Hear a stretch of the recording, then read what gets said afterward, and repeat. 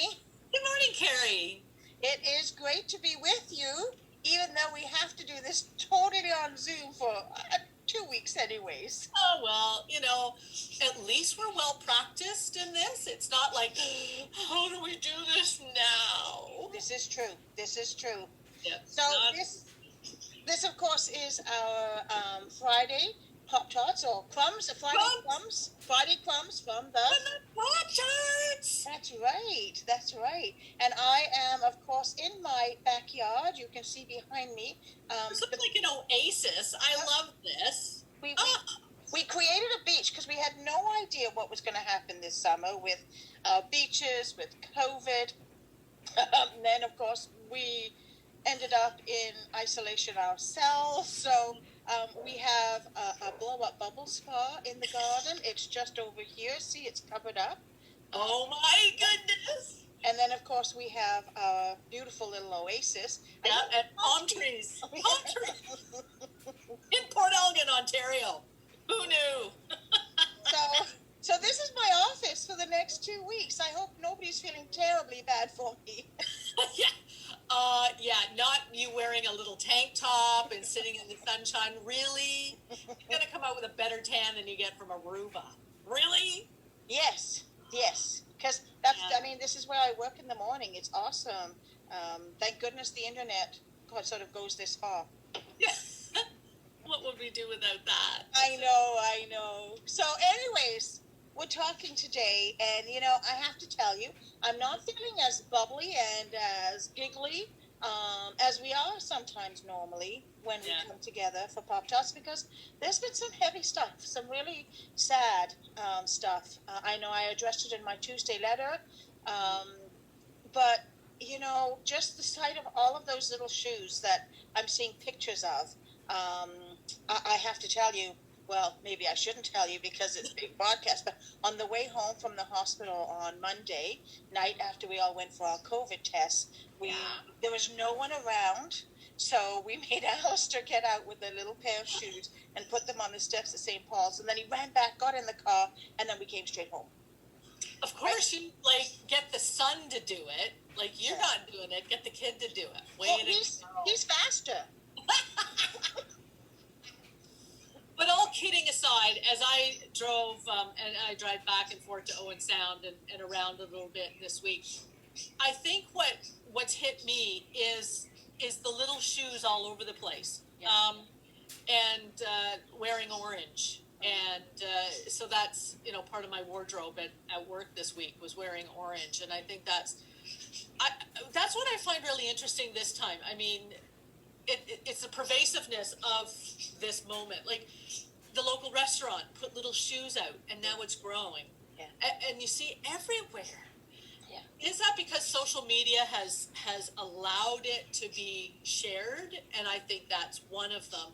But I think one little thing, putting out a little pair of shoes, or a pair of shoes anyway, I mean, whether you have little ones at home or not, I don't, so I'm putting out a pair of shoes. But it's just thinking that is everywhere. Everyone's taking that message, and now I find people are taking that message to heart. And I wonder too I don't know that we're at needing the healing stage. I think we're still in the remembrance stage, the stage where we need to ask the hard questions and lament and do that kind of prayerful stuff. I don't know that we're at the point where Jesus came down and healed everybody and made this not go away, because we never want this to go away, I don't think. But I think that we're not there yet. I think people are seeking some kind of comfort, and maybe there's comfort in the community by putting out shoes, saying that you're part of the community, you're adding to that vision. So it's a tough go, and it's just I think it's just horrific, first of all, and I think it's the number of people little people that they found. That I think is the part that troubles me in my heart the most. Any number is too many, naturally, but over 200. Yeah. And the fact that they have suspected that these kind of finds would happen and will continue to happen. right? That's, yeah. You know, it's Archbishop Desmond Tutu says that we are all called to do our little bit of good in the world where we are. Yeah. And maybe those shoes, as you say, are a symbol of our little good. But we have to do so much more than that, you know. Like grief and shame and sorrow can paralyze. Yep. But we need to find a way that we can take those emotions and use them to propel us into action so that we, as hard as it is, right, learning and struggling with forgiving the faults and the failings and the atrocities of our ancestors, right? Um, but forgiving that, but never forgetting what happened so that we don't repeat it. Yeah. So it's, you know, what do we do beyond just putting the shoes out? How do we go about partnering or accepting this invitation that we've been given by God to partner in creating a world that more closely resembles his kingdom, right? Absolutely. Yeah, and I think that's, are we ever going to create heaven on earth? Nope. But again, like Desmond Tutu did, and I just finished the Book of Joy, you know, written by the 14th Dalai Lama and Desmond Tutu and Douglas Abrams. Great book. So anybody who, you know, it's a beautiful, we're like into their insight, you know, and such great leadership. And they both said, heaven on earth is where you make it. Yeah. You will never have heaven on earth. And we can forgive our sins, because that's what they both do. But we can look to Creator to see what our direction is. So, this Friday, the Pop-Tarts strayed from the daily lectionary. And I wanted to pick something that was uplifting, but I don't know, just something that was familiar. Offers hope in this time of, you know, what more can we take? We've had the, you know, but offers hope beyond our own ability. Yeah. Right? Because hope in our own ability, well, we all know our brokenness. We all know our track record. It's part of the human condition, right? So that hope that comes from something beyond ourselves. And I love the scripture that you chose, Annie. So we've actually got it in two different versions here, because the Bible I have at home that I could easily get to today is the Message, and of course, Annie, you've got the NRSV version. So why don't I get you to read that first? So because it's Matthew 11:28-30, right? Yep. So you read it in your version, and then I'm going to follow up with the Message one, because I think it's kind of cool. Okay. So Matthew 11, chapter 11, verse 28. Come to me, all you that are weary and are carrying heavy burdens, and I will give you rest. Take my yoke upon you and learn from me, for I am gentle and humble in heart, and you will find rest for your souls. For my yoke is easy and my burden is light. The gospel of Christ. Amen. Amen. You know, I think part of the fact that what appeals to me in this version from the Message was getting a Facebook message from someone this week with the news of what came out of BC was this, you know, my faith is in crisis, right? Like how do we heal this? How do we move past it? And then I read this from the Message. So it's the exact same verses as you just read, Annie. Are you tired? Worn out? Burnt out on religion? Ouch. Come to me. Get away with me and you'll recover your life. I'll show you how to take a real rest. Walk with me and work with me. Watch how I do it. Learn the unforced rhythm of grace. I won't lay anything heavy or ill-fitting on you. Keep company with me, and you'll learn to live freely and lightly.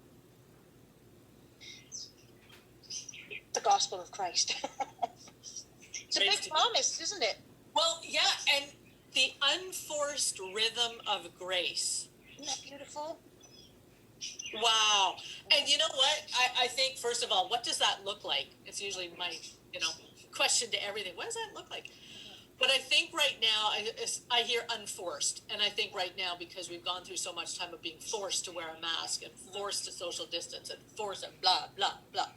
We're forced to do a lot of things. The unforced rhythm of grace. Yeah. So being musical, I wonder, what does that rhythm look like, right? What does that sound like? Or is it just being free and just allowing God's grace to flow over us, however that's going to look, whether it's spiky or wavy or in a straight line? What does that look like? Wow, there's an image. So all the artists out there that are listening to this, I'm sure there's some poof of artistic creativity to draw that out. But yeah, and I think we get so, because I think the initial reaction to all of this stuff was anger or, oh no, really? And what do we do? Like, call to action. Like, what do we do? And I think, if nothing else, people are putting out shoes because it's an action, right? And it's tangible, it's visible, it's something you can put your hands on. It's funny, I'm holding my mug here. So this is a mug I made last year while I was doing my coaching certification through Hudson. And it symbolizes a dragon's tail, right? That's one cool dragon. It's one cool dragon, yeah. And you know me, I love color. Yeah. But the significance of the dragon's tail was, and it's an amazing thing. When we look at life, when we deal with life, right, we spend so much time sort of on our toes, and this is so appropriate for now. We spend so much time on our toes anticipating what's going to happen next, that we get exhausted. Yep. And we're off center, right? Like if you stand on your toes, right, you're wavering, it's exhausting. And so this exercise of centering, because it's a centering exercise, it's about breathing in and resting on what I call the dragon's tail. Right. Dragon's tail is what's made up of everything in our lives. Every wonderful thing, everything that was sorrowful, every victory, every failure, every good moment, every bad moment, like everything in our lives is what makes up that dragon's tail for us. And we can center ourselves and rest back on that and know that it's there to sort of ground us. Right. The thing that is, for me, twigging at the moment is that we cannot remove pieces of our history, right? We can't take these pieces out, because then our life experience, our human experience, then isn't complete. Yeah. So there's no whitewashing, there's no removing these pieces. Yeah. They've made up who we are, where we are now. Yeah. And we grow on our experiences too. That's right. We grow on it and we learn from it. Right. And so, absolutely. So how do we grow and learn from this latest atrocity that we've discovered, right? And there's more to come. We know that. There's so many untold stories. I think still creating space to hear those stories without doubt, right? But also prayerfully asking God, what is the way forward? How do we build meaningful relationships that are based on the fact that we are all brothers and sisters, regardless of where we come from, what we look like, what our religious beliefs are, any of that. We are all made in the image of a creative God, and all worthy of love. And coming together as community, even though right now, we can't come together as much as we'd like, but coming together in community, and I think that's so important to show support in that way. And maybe that's where the shoes come in, and maybe that's where all the Facebook and Twitter and all these other social medias, people are coming together to acknowledge that this was incredibly wrong. But some of that weighs heavy, and that's why I think today choosing this piece of come to me all that are weary and are carrying heavy burdens. Yeah.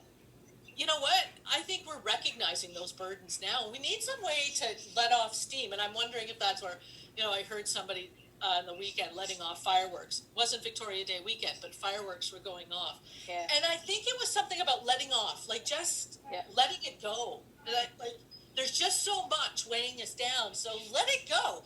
And I'm not suggesting go out and dance in the middle of the street, but if that makes you happy, the neighbors might find it amusing, but it's letting go of some stuff. Yeah. And for those that don't maybe have faith and don't know to turn to Christ and say, I need to give this to you because I can't handle it anymore. So it's just an interesting time to reflect on how our society and our community is coming either together or acknowledging that, things happened and this isn't great.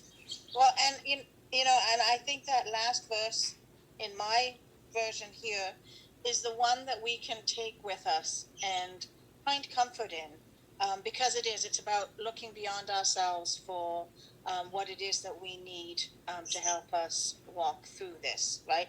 To walk through all of human tragedy, all of human life, right? Keep company with me, and you'll learn to live freely and lightly.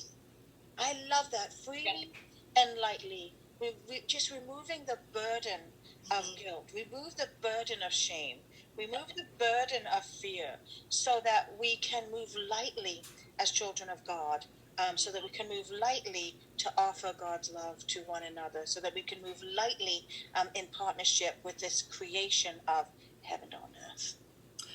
And it's not been a really light set of crumbs from the Pop-Tarts, because usually we're laughing and giggling away. But we thought that this time, this week, was not the time so much for that. Right. But we offer ourselves in prayer, and we offer our message to everyone that has the opportunity to watch this. And just know that, we're here and we get it, and we're part of the community too. And I just love your version, the message. If Eugene Peterson did a very unique job of interpreting the Bible. And so we don't use that one in church so much. So if folks are looking for that one, you won't hear it on Sunday. But we use reference because, as you can hear, it's completely different and brings a different perspective. So, but that was neat. I think we did okay. I think so. I think as we walk this life together, separate, however we walk it, we do it in good company with one another, but also with a God who has promised to and will always walk with us. So as we walk into the weekend, our prayers go out to everyone, to all of you. We look forward to engaging in person again one day very soon. But until then, we are so thankful for this technology. So we will see you at Children's Focus tomorrow, at church on Sunday. You will see Annie's bright, shining face because I'm in my backyard. You can always have it filmed from your own personal beach. Well, we could, we did it from my dining room for 7 months? Just don't get your stole wet in the bubble spa, dear. It just wouldn't look good. I only go in that in the evening under the... My fence is not high enough, so I do it under the cover of darkness. Even song, of course, but... You got a new thing. Even song from the bubble spa. It's gonna be a thing. When we can do that together, we will do that, Annie. Oh my! Beware, everyone! It's coming. Bathing suits with collars. You're the creative one. You make them. Okay. Anyways, blessings on your weekend, everybody. We miss you. Take care. Bye-bye. Well.